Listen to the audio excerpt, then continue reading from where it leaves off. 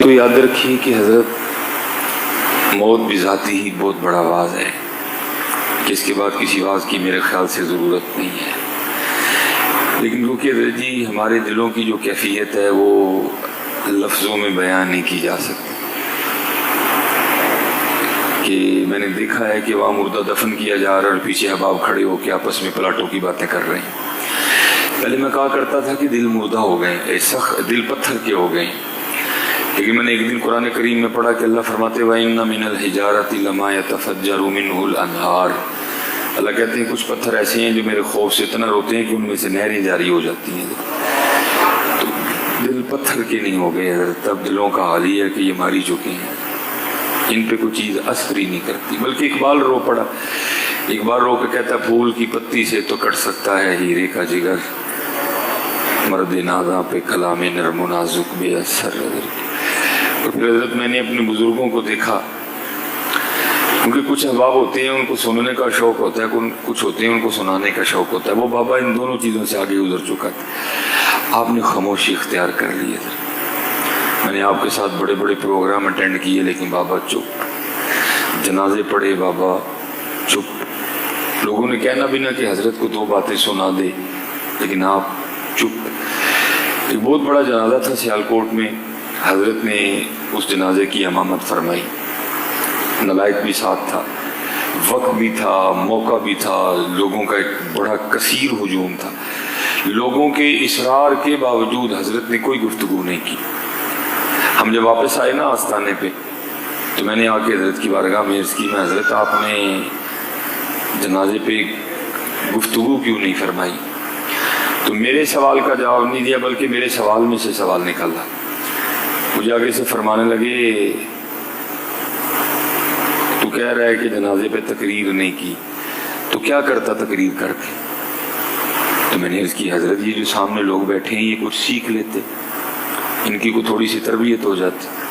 کتنے بڑے لوگ تھے حضرت، مجھے آگے سے فرمانے لگے مولوی سلیمان انہوں نے سامنے پئی میت کو لکا کھڑی سکھیا ہے تو میری تقریر نے کی سکھانا ہے بس حضرت جی کو حالات واقعی خراب فرما لگے، انہوں نے سامنے پڑی میت سے کچھ نہیں سیکھا، میری تقریر سے کیا سیکھیں گے؟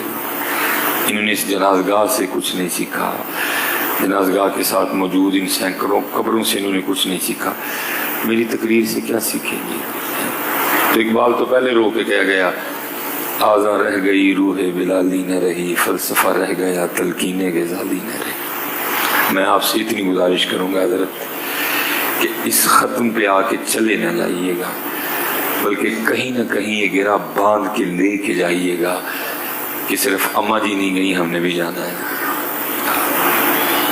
صرف اماں جی نہیں گئی، ہم نے بھی جانا۔ لکھا ہے کہ ایک جنازہ گزر رہا تھا، امیر المومنین حضرت سیدنا عمر بن خطاب رضی اللہ تعالیٰ عنہ کھڑے تھے۔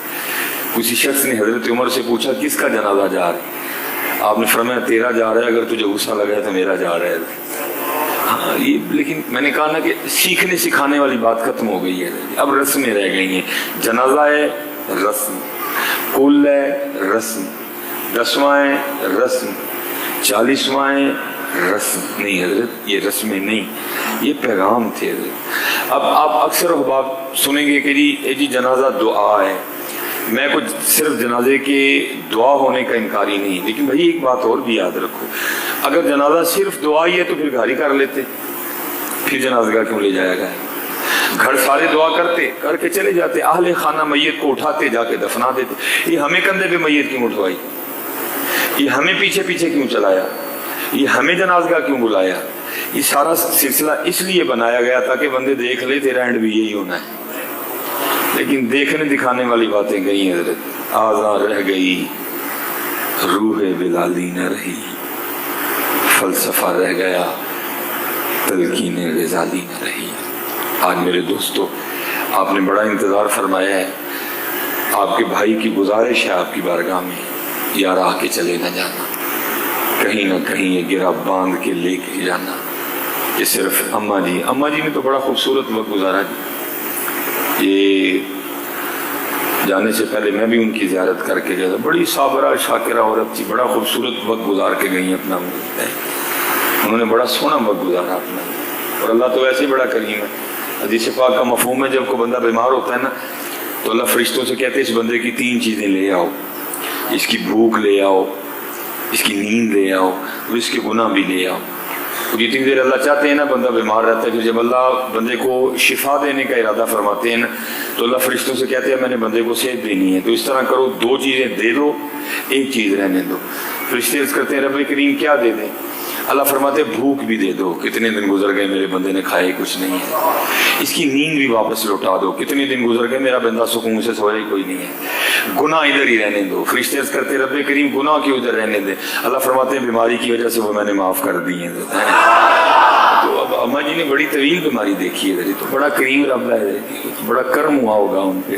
یہ میرا اللہ سے حسن ظن ہے کہ اللہ نے کرم کیا ہوگا، بڑی تکلیف دیکھی ہے تو بڑا کریم رب ہے۔ بس ہمارے لیے میرے لیے سبق یہی ہے حضرت کہ یاد صرف آ کے چلے نہ جانا، آج کہیں نہ کہیں یہ گرہ باندھ کے جانا ہم نے بھی جانا ہے۔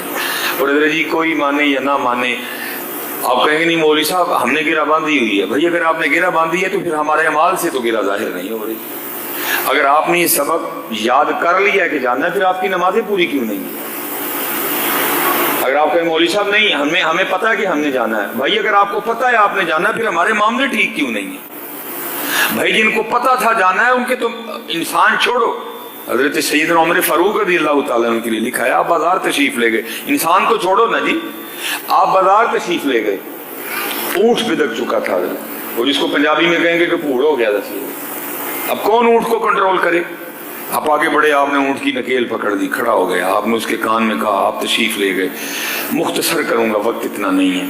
لکھا اونٹ کو سارا کچھ ہی بھول گیا، کھانا بھول گیا، پینا بھول گیا، وہ پھوڑنا بھول گیا، بیٹھ گیا وہاں، لوگوں نے کھانے کو رکھا نہیں کھایا، بیٹھا وہاں ہی مر گیا۔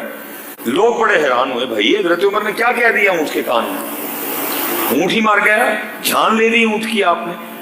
اگلے دن جب حضرت عمر فاروق بازار تشریف لائے لوگ حاضر ہوئے، آگے عرض کرتے ہیں حضرت کل والا اونٹ یاد ہے؟ فرمایا یاد ہے۔ ارے حضور کیا کہا تھا اونٹ کے کان میں؟ آپ نے فرمایا کیوں کیا ہوا ہے؟ حضور وہ تو مار ہی گیا۔ تو میں مختصر کروں گا، آپ نے فرمایا میں نے اس کے کان میں اتنا ہی کہا تھا، وہ اینا پھوڑ کیوں ہے، مرنا نہیں یاد ہے؟ ہمیں نہیں یاد ہے، میں آپ کو سچ کہہ رہا ہوں، یہ بس ہمارا دعویٰ ہی ہے کہ ہمیں یاد ہے۔ اگر ہمیں یاد ہے پھر ہماری نمازیں پوری کیوں نہیں ہیں؟ اگر ہمیں یاد ہے پھر ہم جھوٹ کیوں بول رہے ہیں؟ اگر ہمیں یاد ہے تو پھر ہم کام کیوں تول رہے ہیں؟ آؤ میں کچھ باتیں آپ کو ان کی سناتا ہوں جن کو واقعتاً یاد تھا۔ علماء کثیر تعداد میں بیٹھے ہیں، نام نہیں آتا، اگر نام آتا تو میں ایک کا نام لیتا۔ حضرت سیدنا امام حسن بصری رحمۃ اللہ تعالیٰ علیہ، اور امام حسن بصری حضرت کوئی ایسی شخصیت نہیں کہ جو 2022 کے کسی پیر کے مرید ہے۔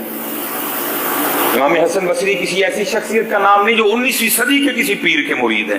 امام حسن بصری اس شخصیت کا نام ہے جن کو یہ شرف ملا کہ یہ حضرت سیدہ ام سلمہ رضی اللہ تعالیٰ عنہ کی گود میں کھیلے حضرت۔ انہوں نے حضور نبی علیہ السلام کے مبارک پیالے سے پانی پیا حضرت۔ انہوں نے صرف صحابہ نہیں بدری صحابہ تک کی زیارت کی حضرت۔ انہوں نے حضرت مولا مشکل کشا علی المرتضیٰ شیر خدا سے فیض پایا۔ حضرت سیدنا امام حسن مجتبیٰ سے فیض یاب تھے حضرت۔ اتنی بڑی شخصیت حضرت، صحابہ کو دیکھنے والے، حضرت علی کو دیکھنے والے، 3 سلسلے آپ سے چل رہے ہیں۔ سلسلہ عالیہ قادری آپ سے، سلسلہ عالیہ چشتی آپ سے، سلسلہ عالیہ سہروردی آپ سے چل رہا ہے، سلسلہ عالیہ نقشبندیہ حضرت صدیق اکبر رضی اللہ تعالیٰ عنہ کے بعد جناب سیدنا سلمان فارسی کا نام مبارک آتا ہے۔ 3 سلسلوں میں آپ کا نام آ رہا ہے، اتنی بڑی شخصیت حضرت۔ لکھا ہے ایک دن آپ کے کوئی دوست آپ سے ملنے آ گئے، جب آئے تو دیکھتے کیا ہیں کہ امام حسن بصری رحمۃ اللہ تعالیٰ علیہ کا سین گیلا ہے۔ وہاں رجید، وہ جس کو ہم کہتے ہیں نا تریل، وہاں کو تریل کا ایسا رواج نہیں کہ سین ہی گیلا ہو جائے۔ پانی ان کے پاس اتنا ہے کوئی نہیں کہ وہ اپنے سین میں بھی اس کا چھڑکاؤ کرتے پھریں، نہیں کچھ بھی نہیں ہے، لیکن سین گیلا ہے۔ وہ آپ کے دوست نا آپ کے خادم سے حیران ہو کے پوچھتے ہیں، وہ یار یہ امام صاحب کا سین کیوں گیلا ہے؟ تو خادم عرض کرتا ہے آج جب صبح میں نے تندور میں آگ جلائی نا روٹیاں لگانے کے لیے، تو جب آگ جلی اور آگ نے زور پکڑا اور آگ کے شعلے بلند ہوئے، تندور سے باہر نکلے، تو امام حسن بصری جہنم کی آگ کو یاد کر کے اتنا روئے کہ آپ کے آنسوؤں سے آپ کا سین گیلا ہو گیا۔ ان کو یاد تھا مرنا حضرت، ہمیں مرنا کب یاد ہے؟ اگر ہمیں مرنا یاد ہے پھر ہماری نمازیں پوری ہونی چاہیے۔ نہیں یار،